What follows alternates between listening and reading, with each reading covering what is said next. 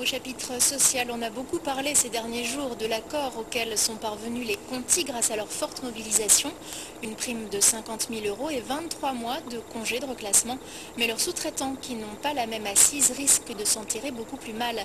On fait le point avec Bernard et Sabine Godard. 9 licenciements envisagés.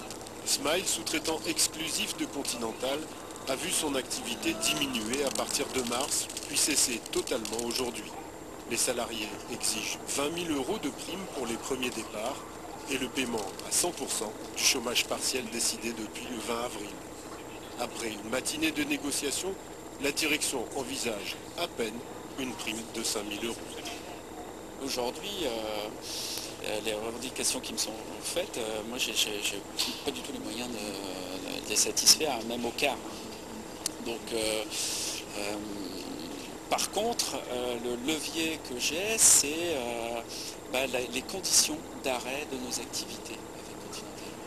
Obtenir des indemnités de fin de contrat, mais pour cela il faut joindre les dirigeants de Continental, et chez Smile, comme chez d'autres sous-traitants, c'est le silence au bout du fil. Des salariés d'UTI sont venus soutenir les Smile pour eux qui gèrent le stock de Conti. L'espoir d'une prolongation est plus grand, encore 200 000 pneus à expédier.